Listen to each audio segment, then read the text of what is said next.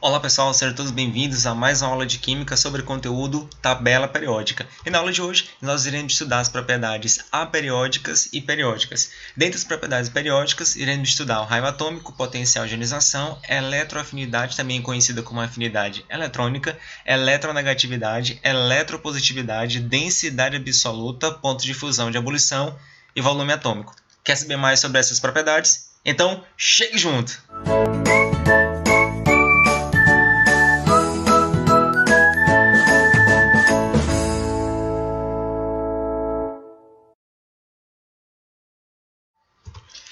Propriedades aperiódicas e periódicas. Primeiro vamos verificar rapidamente o que são propriedades aperiódicas, que são aquelas cujos valores eles variam, ou seja, eles crescem ou decrescem à medida que o número atômico aumenta e ainda que não se repetem em períodos determinados ou regulares. Ou seja, como não há repetição periódicas, elas são denominadas de propriedades aperiódicas. Como exemplo, tem-se a massa atômica, o calor específico, a dureza, o índice de refração, dentre outros.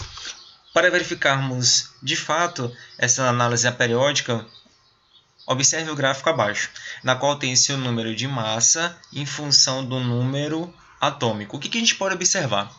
Que a cada período, tem o primeiro período, segundo período, terceiro período e assim sucessivamente.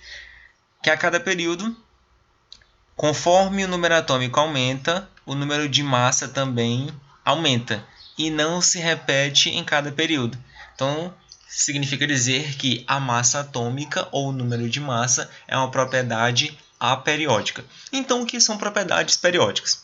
Propriedades periódicas, exemplo no nosso cotidiano, são acontecimentos que ocorrem a cada período. Exemplo, a semana ela acontece a cada 7 dias. Então, isso é um evento periódico, mas na tabela periódica dos elementos químicos, o que é uma propriedade periódica? São aquelas que, à medida que o número atômico aumenta, eles assumem valores crescentes ou decrescentes em cada período, ou seja, eles se repetem periodicamente.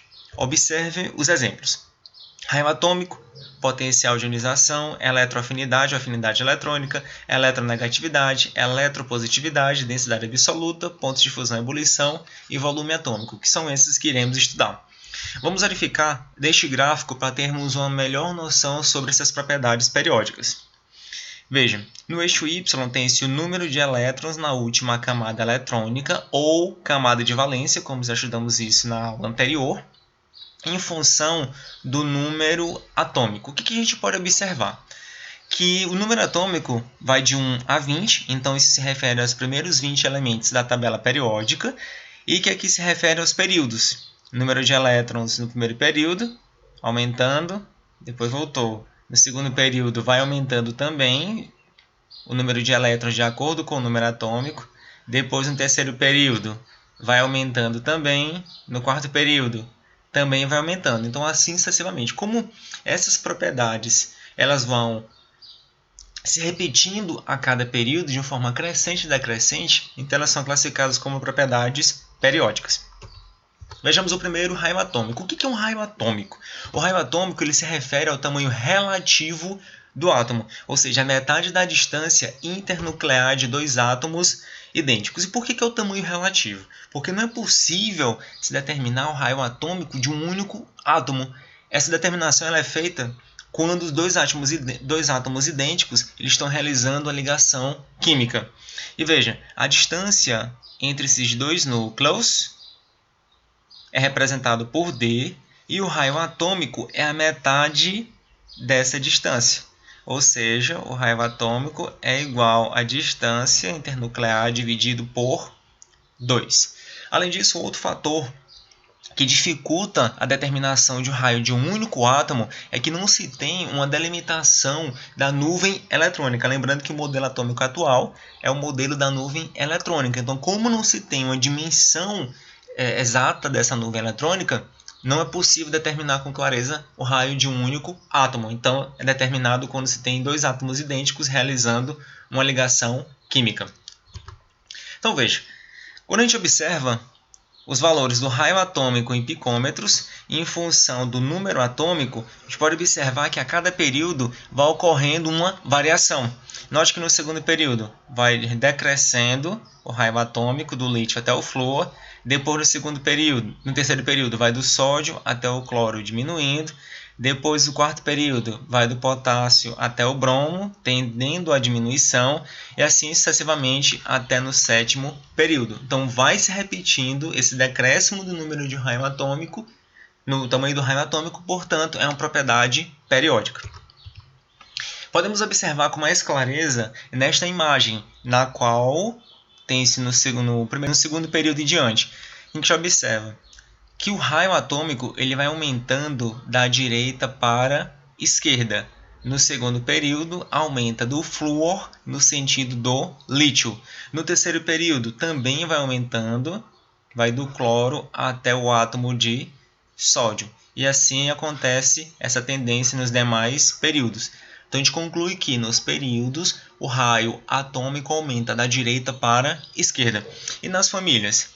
Observe que na família 1, que o raio atômico ele vai aumentando de cima para baixo, ou seja, vai do lítio até o césio, ou então até o frâncio.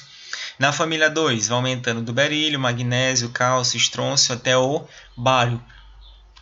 Generalizando na tabela periódica, tem-se que nos períodos o raio atômico aumenta da direita para a esquerda e nas famílias o raio atômico aumenta de cima para baixo, deixando o frâncio com o maior raio atômico da tabela periódica. Além do raio atômico, tem-se o raio iônico. Quando o átomo ele perde elétrons, ele se transforma num cátion, ou seja, vai ter uma carga positiva. E se o átomo ele recebe um elétron, ele vai ter uma carga negativa, vai ser chamada de ânion. Então, podemos fazer essas duas generalizações. O raio do átomo é sempre maior que o raio do respectivo cátion. E o raio do átomo ele é sempre menor que o raio do respectivo ânion. De forma resumida, o cátion sempre vai ser menor do que o átomo que deu origem e o ânion sempre vai ser maior do que o átomo que o deu origem. Podemos observar isso nessa ilustração, na qual tem, por exemplo, um átomo de lítio, representado por esse tamanho dessa casca em forma de cinza, na qual o tamanho do átomo é de 1,34 angstrom.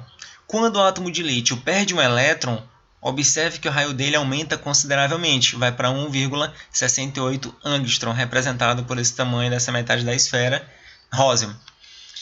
No berílio, quando o berílio está neutro, o tamanho do seu raio atômico é de 1,90 angstrom, mas quando ele perde os dois elétrons na camada de valência, o seu raio atômico diminui consideravelmente, vai para 0,31 angstrom, então observe que é menor do que o átomo que o deu origem.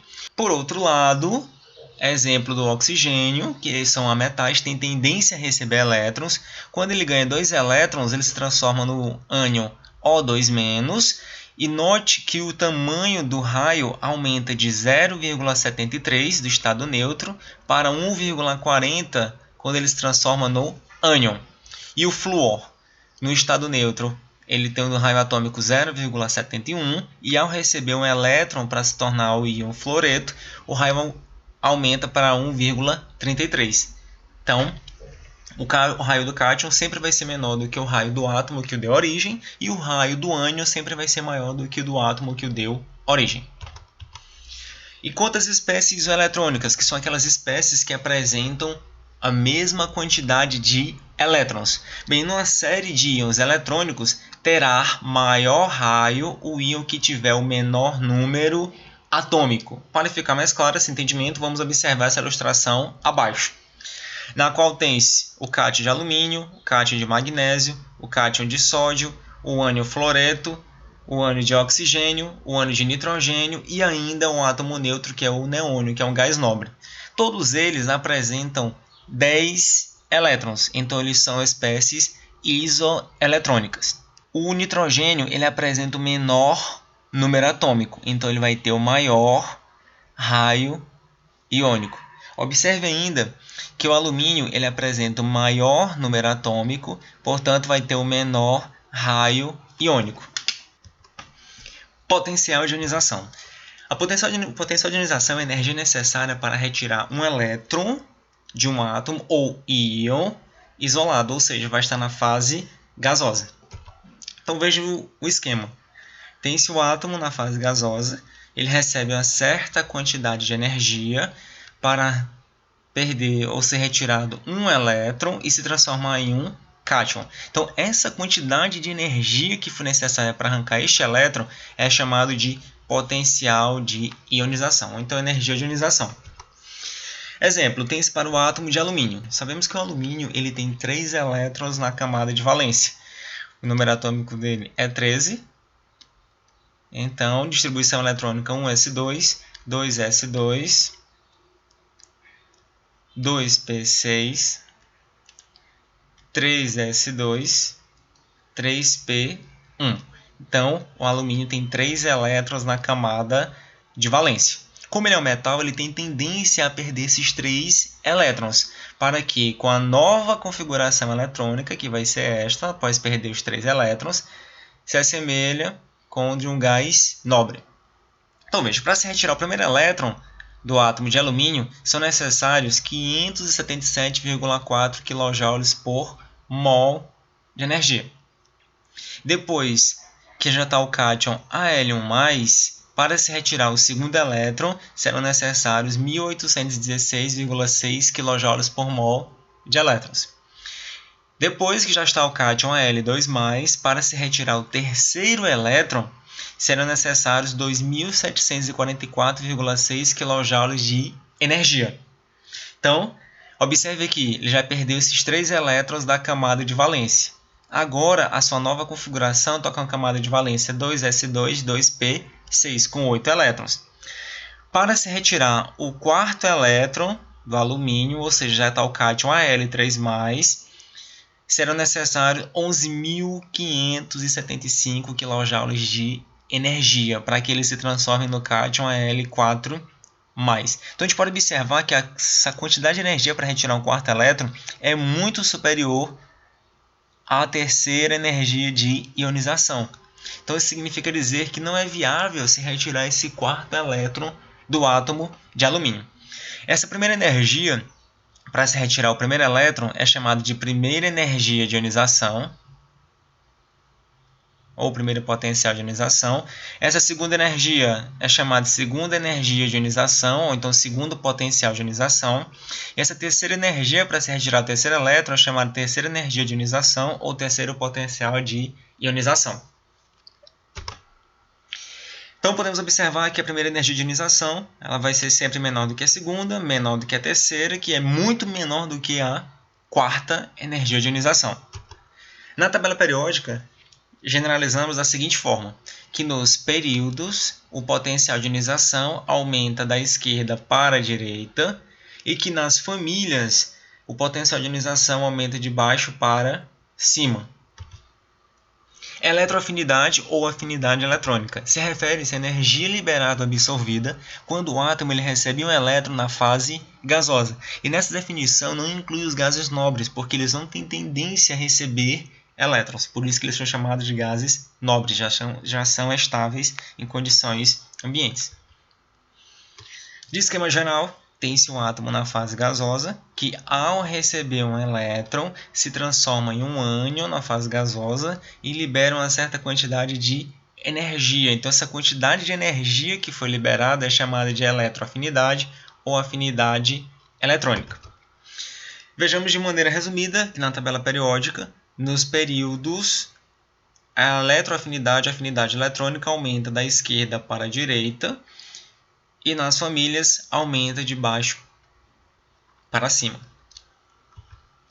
Vejamos nessa ilustração alguns valores aproximados. Aqui para os gases nobres, que todas as afinidades eletrônicas são maior do que zero, ou seja, precisa receber energia para permanecer com este elétron. Todos esses elementos químicos que pertencem à família 18.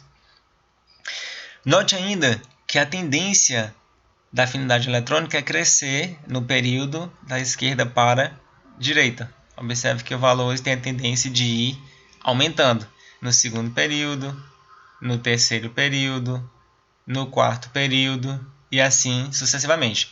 Claro, há algumas exceções, inclusive do berílio e do boro, que ele é muito importante a explicação, e também do nitrogênio e oxigênio. São os exemplos mais comuns, que são as exceções. Claro, existem outros também.